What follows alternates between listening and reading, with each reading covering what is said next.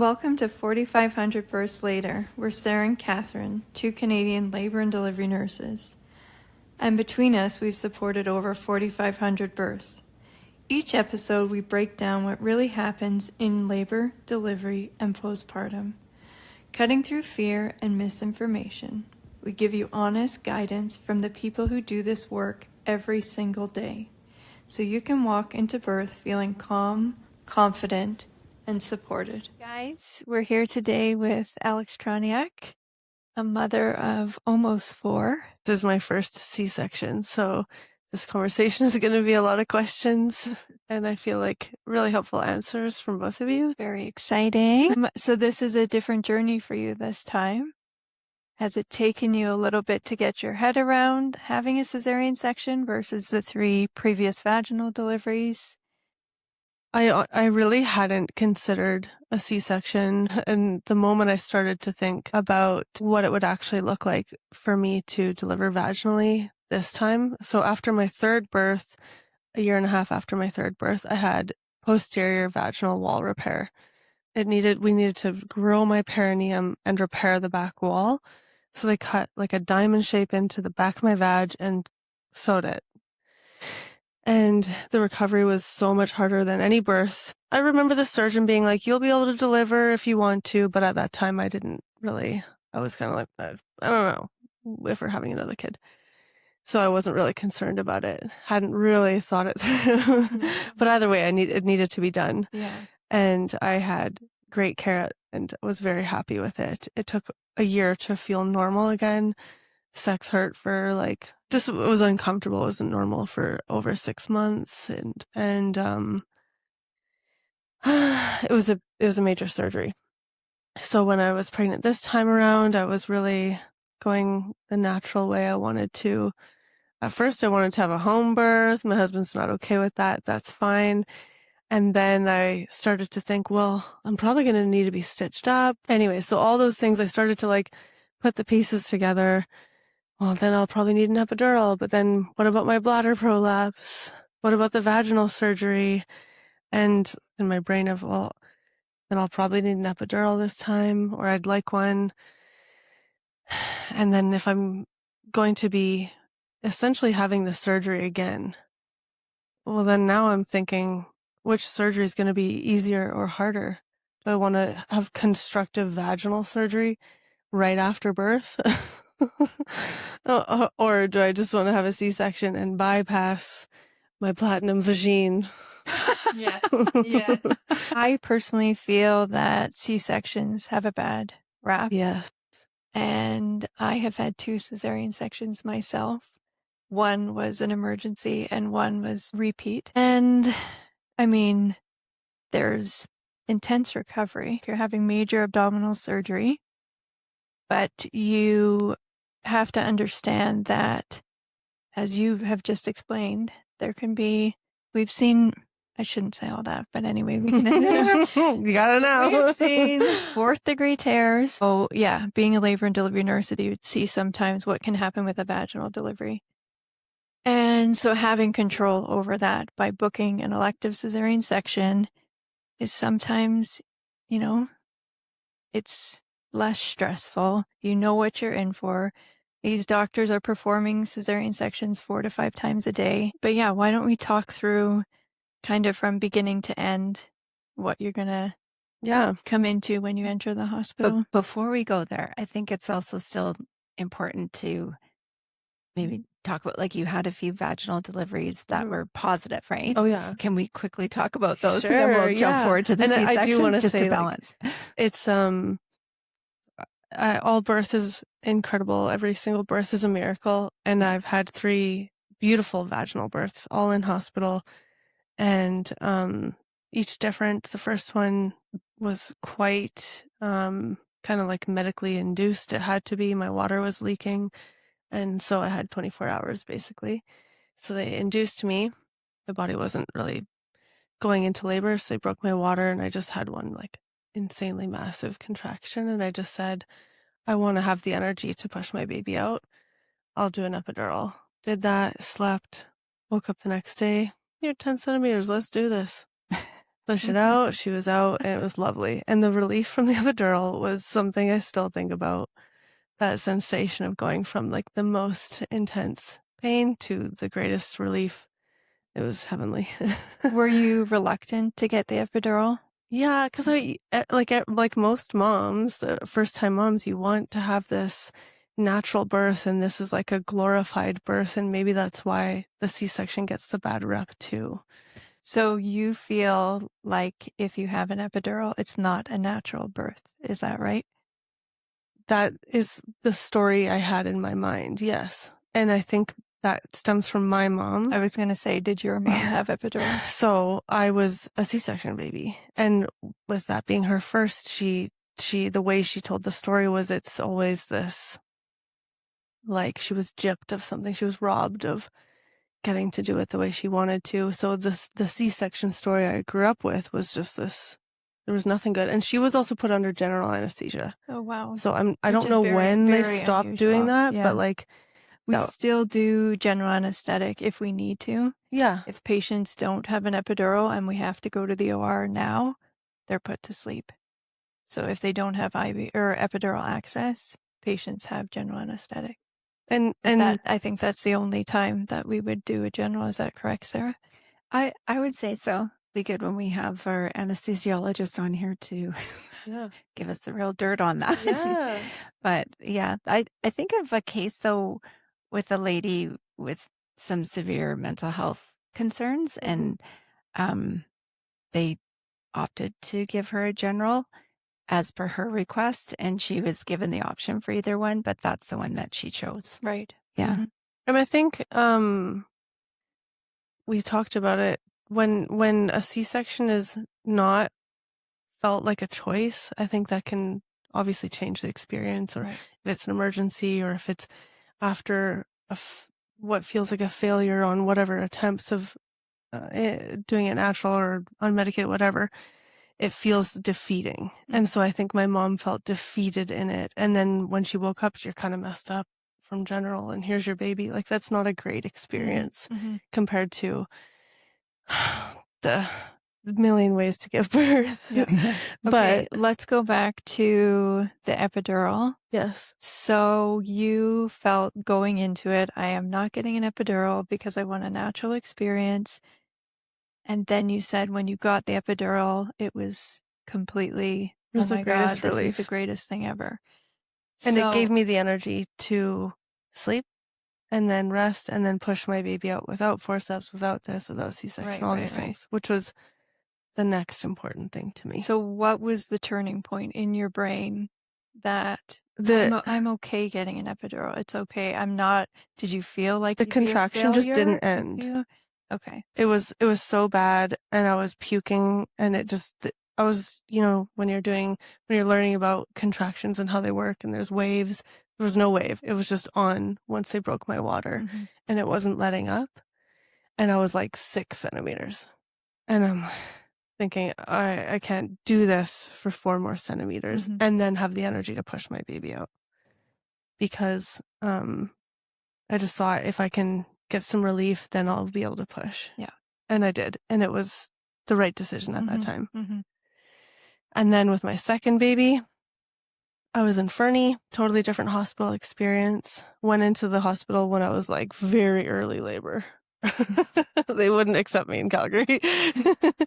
But I went in, took a long time, kept wanting to have my hypnobirth, but just felt there was a fire alarm at one point. And then at 9.5 centimeters, they gave me an epidural to push, and it was fine, and that was great. And then third birth was the middle of the lockdown in the pandemic, and I had worked hard to hone my focus on hypnobirthing, and it worked. I had a beautiful labor just in the tub, in the zone, sunglasses on. Like, nobody talked to me. I stayed in the zone, and it was wonderful. It really helped my labor, and I recommend it to every pregnant person to just get to learn how to relax. And that's just a meditation you listen to every day. I fall asleep most of the time, but it really helps keep me sane Mhm. when it's so easy to have anxiety spirals. Yes.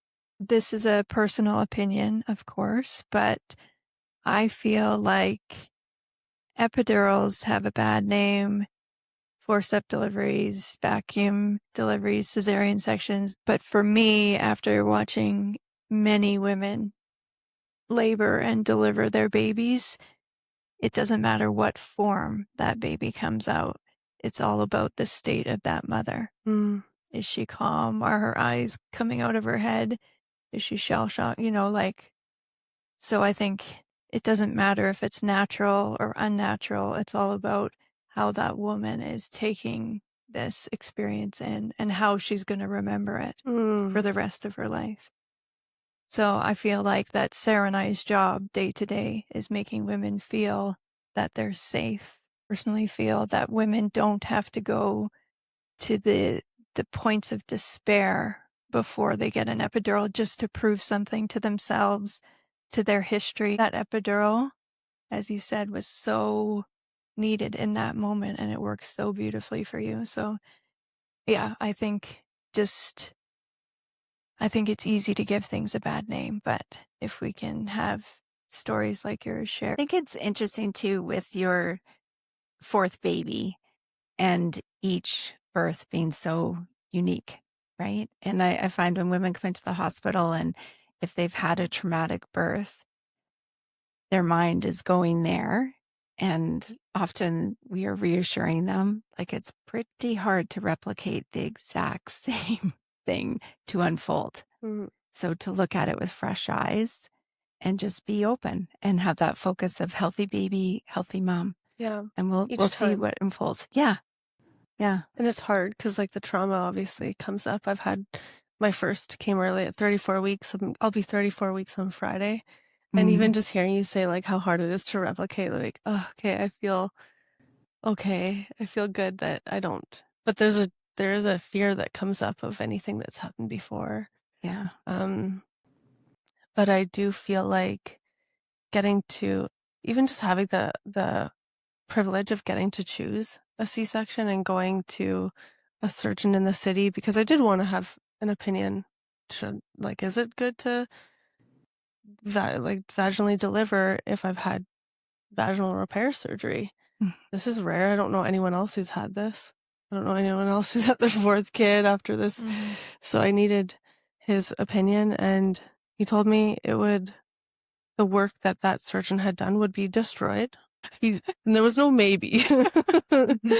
and even before I saw him, I feel like I had come to the choice on my own, which I think you were just saying, like, how do you feel about it? I feel so positive about it.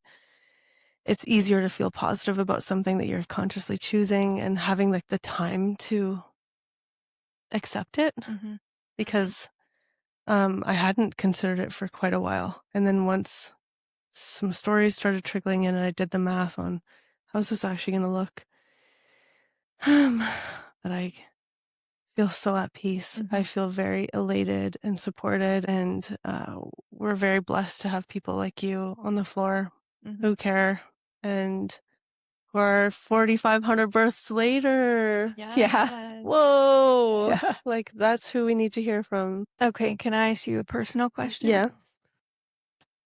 This is a scenario that I want to put in your mind. And I want to hear your thought process, because Sarah and I run into this more often than you would think.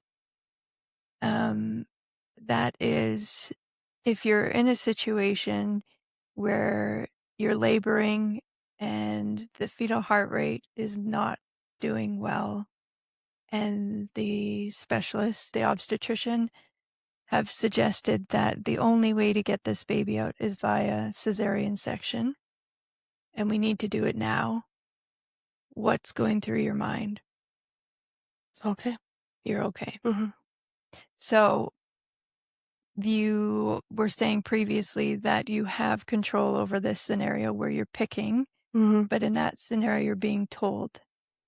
So it's a tricky one, do you but feel it's still the loss of power? What do you feel? You're weighing out your power versus your baby's life. And that's what it comes down to sometimes, which is terrifying, and nobody wants that. No doctor wants that. No nurse, midwife, and no one wants that. But if that's a scenario you're in, that's a surrender. Okay. In about 5 minutes time, it's going to be the happiest moment of I was your gonna life. say, how do they feel after? Yeah. So I don't know how to change that initial fear and, and let them know that, it's going to be okay. And in the end, you're going to get the result that you came for, a healthy baby, a healthy mom. So just over and over again, I see that in our work, that these women just break down, whether in their brains they feel like failures, Yeah, I was whether gonna in their say. brains they feel this is not what I wanted, whether, the control. The control Yeah, it's is like now. it's ego, it's control, it's fear, all those things being brought up when you're at your most vulnerable. Mm, And not to mention shame, because there's shame with C-sections, for sure. mhm. And Why? Why is there shame? because it's not natural. Like it's not it's you needed help, your body failed. Maybe like it could be any of those stories. Okay. Your body failed, whatever, any of those stories. And so thank you for letting me speak on this, because I feel like I've had a really big like 180 on how I'm choosing to perceive a C-section. It's still sacred. You're Mhm. still bringing life in, and you're Mhm. supported. Might look a little different, but there's still people who are there showing up and doing their absolute best to help your body bring your baby into the world. Mhm. Mhm. I didn't want to focus on the trauma, fear stories that everyone's had around them. And I'm not negating those. I just think it's important to hear positive stories about someone having a beautiful C-section. And when I shared on my Instagram that I've decided to do this, nobody probably saw that coming because I'm this crunchy natural mama. But I had so many messages of support and people talking about their beautiful experiences Mm. and how lovely it was, and how, yeah, just, but they might even be afraid to talk about that because there's so much glorification of a natural vaginal birth. Right. But all births are beautiful. All births are wild. Mhm. Yeah. All Mhm. births are bringing one state to another, a being into the world. It deserves reverence in every form, and even emergency ones, if they're scary, it's like, but a miracle was still performed, Yeah. Yeah. right? And so I think letting go of shame, letting go of that expectation, and knowing that you're not a failure, whatever route you took. Mm. Every birth is different. You guys seen Mhm. 4,500 different births. Yes. There's never been one that's There's like, never been Yeah. one the oh, that same. was that same one Yeah, again. yeah, No, right? Every single human's different. Yeah. Every single birth is different. And every single person was birthed. Yeah. Mm-hmm. Yeah. I have a question for you. Yeah. So when you mentioned going to meet the obstetrician to talk about the possibility of having a vaginal delivery, and you chose the word privilege of having a cesarean section. And I'd like to know what's behind that. Mm. I think that's a very unique choice of words, especially after having 3 previous vaginal deliveries. Privilege. It means I feel privilege in multiple ways. What the one privilege is, I am having a choice. Mm-hmm. I have the choice. I can deliver vaginally if I want. Mm-hmm. And I have this amazing choice to deliver cesarean if I want. Also, I'm supported in my concerns for my body. And we have healthcare here where I'm not going to be spending hundreds of thousands of dollars on it either. That's a huge privilege that the vast majority of the world probably doesn't have. Well said. So Yeah. I'm very aware of that. And not only that, just I know we have a world-class hospital. I feel grateful. I also feel like hospitals have lots to learn and grow, and we're going to experience a lot of evolution with how people are cared for on all sorts of levels. But I feel like I'm in incredible hands. I feel like the man I talked to, Dr. COVID Lee, he made me feel heard. He made me feel safe and supported. And even though he's not going to be the surgeon there that day, likely, he said everyone's great. I've asked my pelvic floor therapist, I said, is there anyone I should avoid? Like, are you seeing botched jobs by this person? Good question. And she said, no, they're all really great in Calgary. And I think that's one of the benefits of becoming this international city, is that we are a place where the best of the best are living and working. And so much privilege to access this type of healthcare, access this type of choice, and even to have midwives who will be present with me. And they support it too. I was really worried that they would like drop me when I chose to have a C-section, and they're like, no, we'll be in the room with you. Like, and pre and postnatal care, again, massive privilege. So I just feel lucky. I feel very privileged. I'm tripling down on that. I love it. that. Thank you. If you have any questions about what you heard today, please reach out. Sarah and I would love to hear from you. Email us at birthslater@yahoo.com. That's birthslater@yahoo.com.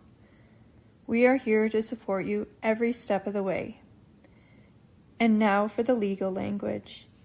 This podcast is solely for educational and entertainment purposes.